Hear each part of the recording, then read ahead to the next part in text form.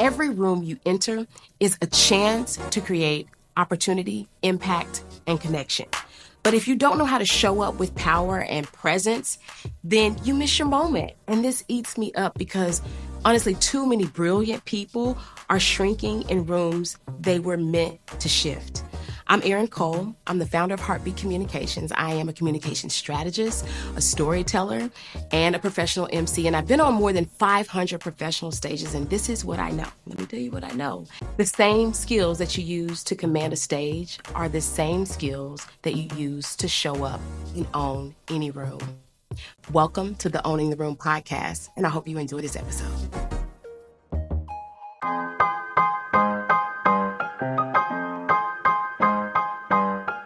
I've heard it said that the mind is not a vessel to be filled, but a fire to be kindled. And my guest on Owning the Room today brings not just a spark, she brings fuel for the mind. I mean, Yana Conner. She holds an MDiv from Southeastern. She is a Bible teacher. She is a theologian. She is a writer who's been featured in many books. Her works have been featured with the Jude 3 Project, the Eyes of Color Bible curriculum. She's just written her own book on forgiveness.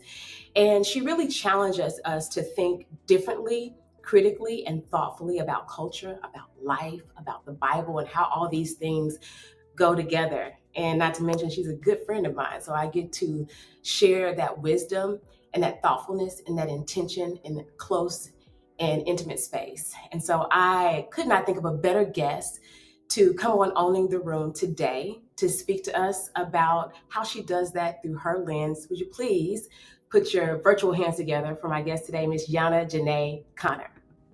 Hey, girl! Hey, friend. You look very cute. Thank I you, love girl. it. Very demure. Yeah, we love to see it. I really have never been demure a day in my life, okay? But I get it. Thank you. So, Yana, how you doing? How you feeling? How you living?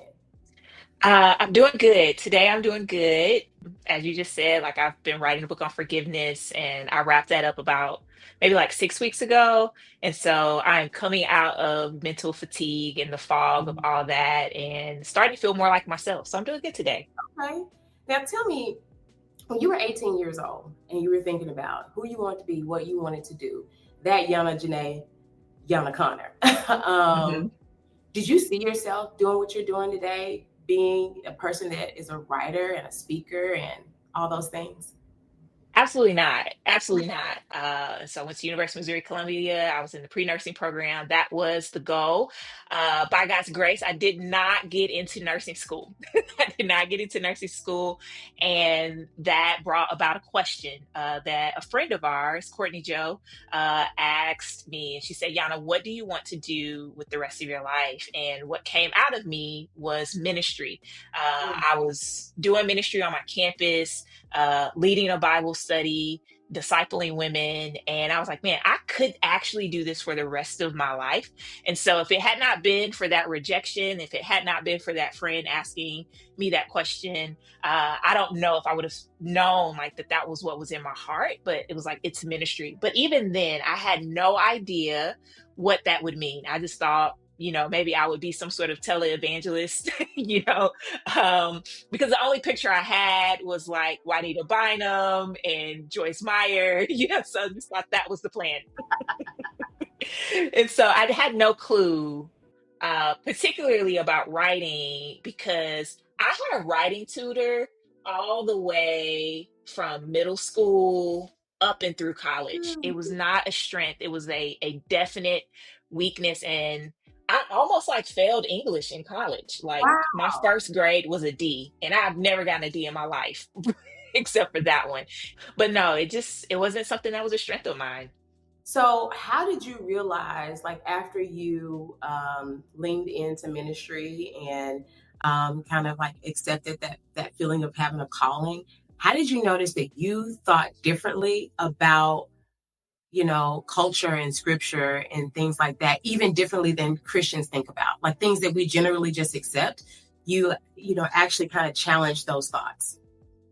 Yeah, I didn't think that I thought differently. Like, I didn't think there was anything unique that I was doing, but it was the people around me that sort of called out like how the Lord had gifted me. And so I think about when I was serving with a college ministry and two mentors of mine pulling me aside and saying, "Hey, Yana, I think you need to go to Bible college. You know, it seems like God has gifted you in these ways. And just the way you answered this question on a panel and how nobody else on the panel knew how to answer that question, like we think that you should move in this direction." And then it was like my professors who were like, "Hey, you seem to be thinking a little bit differently. You're asking sort of different questions. You might want to consider writing." And I remember a TA.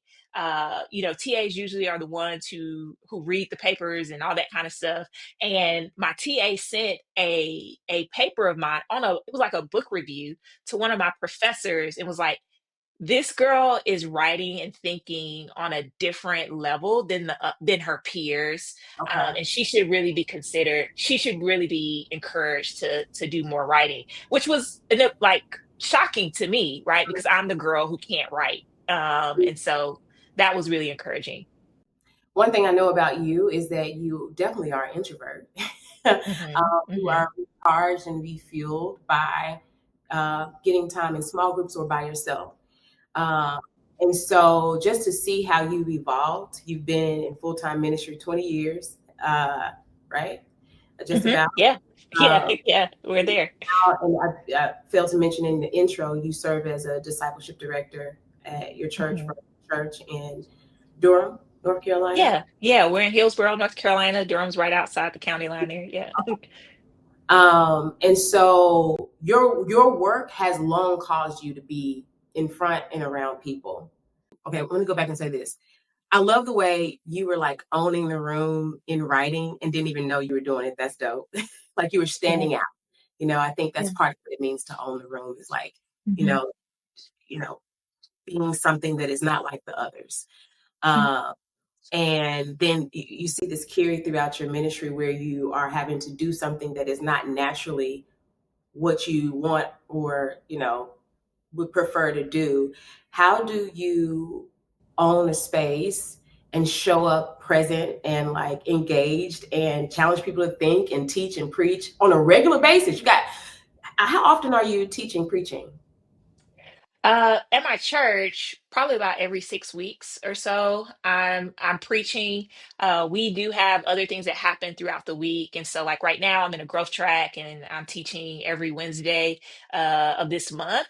And so you'll find me probably doing something like once or twice a month somewhere. So yeah, it's a lot. The average person is not talking in front of groups of people, small and large, that often. So how do you do that as a person that's just like, that's not my natural thing? This is actually kind of draining for me. Or is it different? Is it not as draining as kind of engaging in a room with people? I think there are varying parts of it that are draining. There's the lead up, preparing for it that can be draining because I have general anxiety disorder. So I'm always sort of contending with anxiety leading up. This past Sunday, I preached at my church, and literally one of the women at our church, one of the deacons at my church, she had to lead me through a breathing exercise before I went out on stage. And then I just kind of went out and it was fine when I'm on the stage and I can feel the energy in the room, like I'm fine. But I would say the two things that maybe sort of anchor me the most, even though like I always feel like this is a trust fall every time I teach, like it just feels like a trust fall, is one, like my relationship with the Lord, and prioritizing that. And so there's like I have to pray, I'm not a prayer warrior by choice. It's by necessity. Mhm. Like I have to be in prayer. My soul has to be anchored in the Lord. But then also my community, like this church that I'm a part of, like I know that they love me. I know that they value me. And that gives me the courage, the strength, the energy, even to stand up not only on Sunday morning at our church and preach and teach, but also to go somewhere else and preach and teach. Because it's like, even if I go somewhere else and let's say like I bomb, it's not good. I still get to go back home to Vertical Church in Hillsborough, North Carolina. Like I still get to go back home to those people in that community, and so because of their love, like I carry that with me wherever I go, and it gives me sort of the security and confidence that I need to continue to obey God and to do the things that He's called me to do. I talked about how in your writing, in your teaching, your speaking, how you challenge people to think differently, you challenge the mind. And I could imagine having that home base is life giving when you are speaking about challenging things, because these are people you Yeah. know are going to like receive and love you. But how has it been for you to deliver a challenging message to a cold audience? Yeah, that's an excellent question because it is different. You know, when you're at home, you can kind of talk out the side of your neck a little bit, Yeah.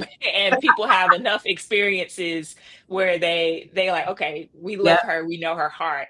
One of the things I use a lot, even when I'm at home, is my own personal story.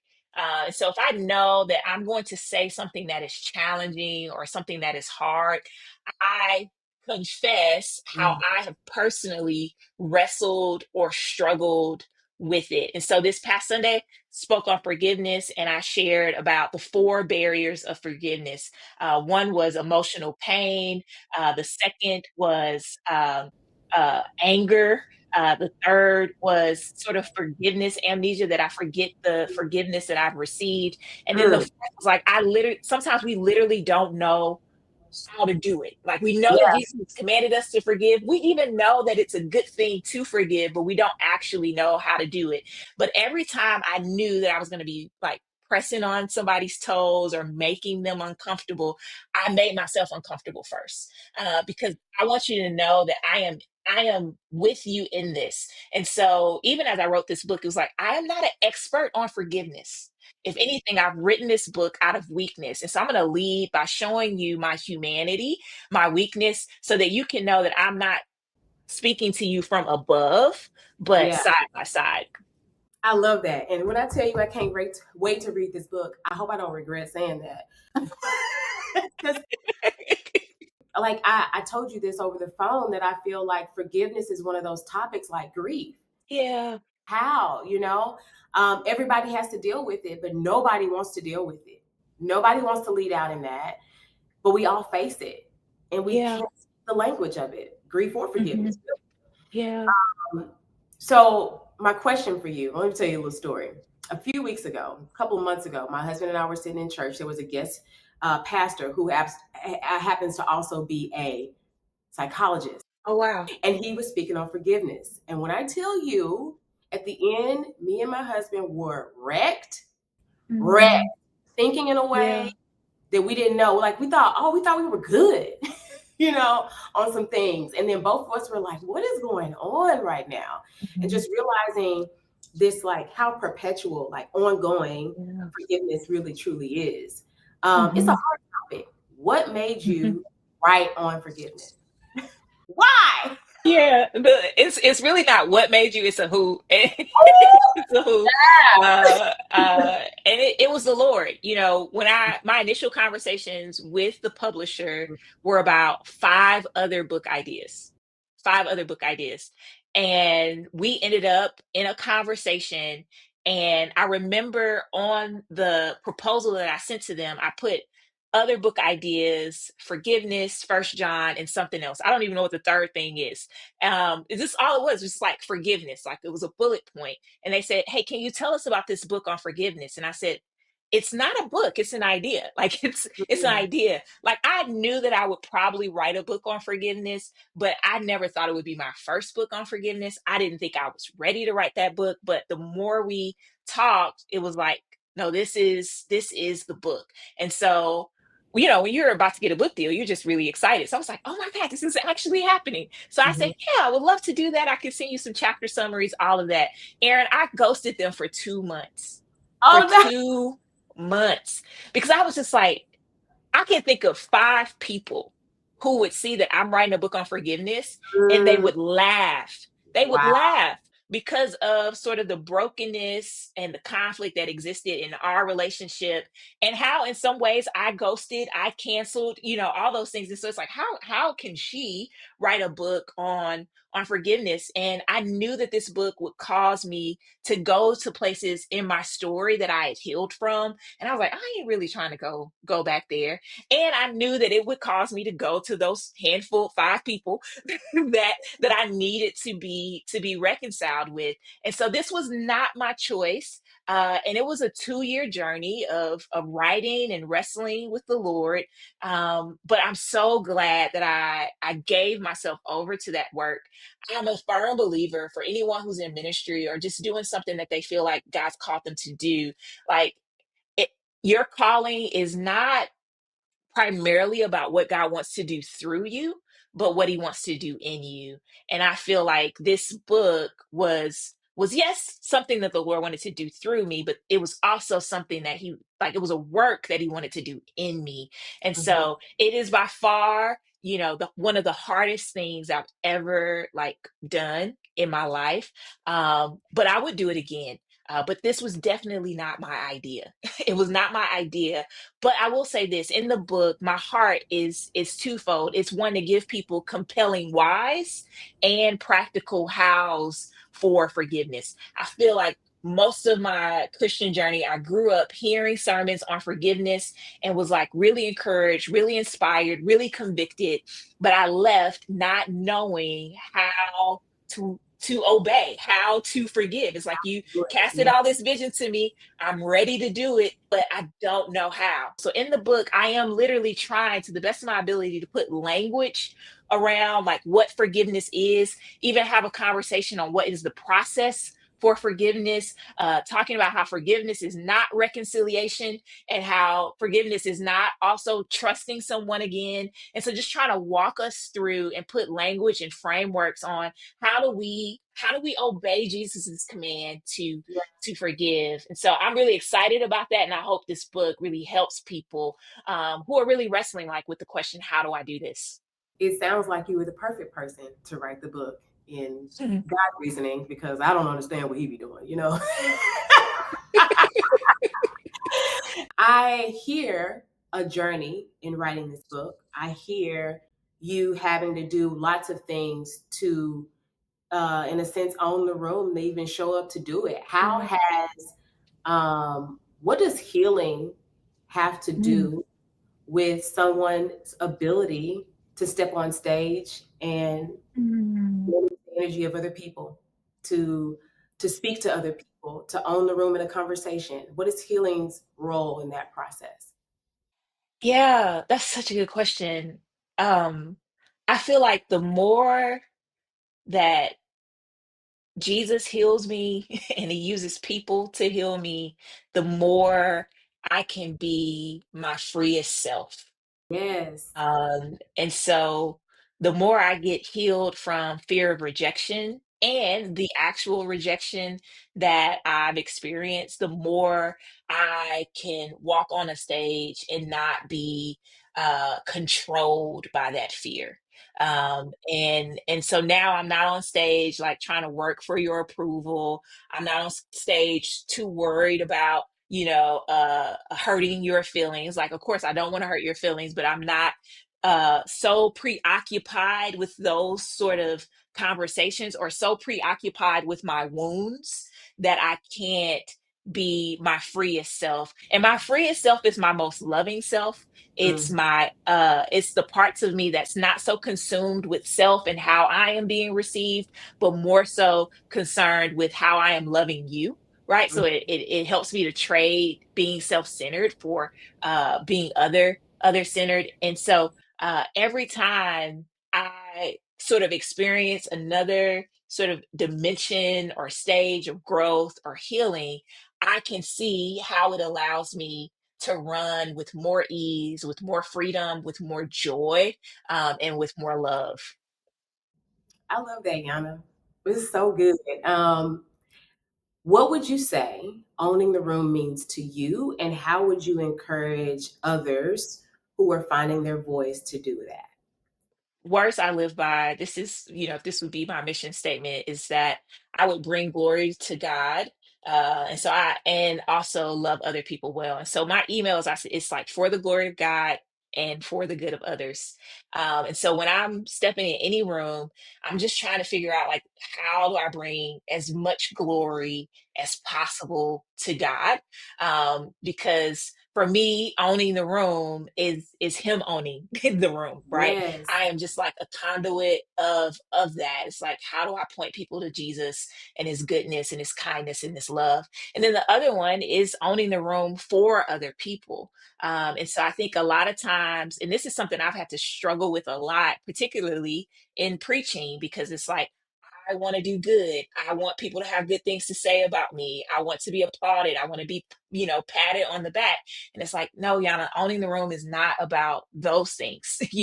Owning the room is about helping someone to take their next step. Owning the room is about loving someone one well.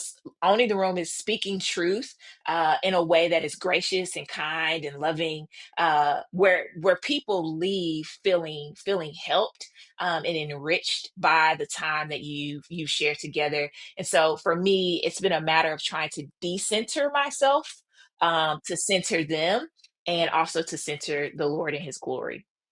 Such a beautiful perspective. There is a process called neurogenesis where actually, as an adult, Mm, your mind can be reshaped, reformed, and rewired. yeah.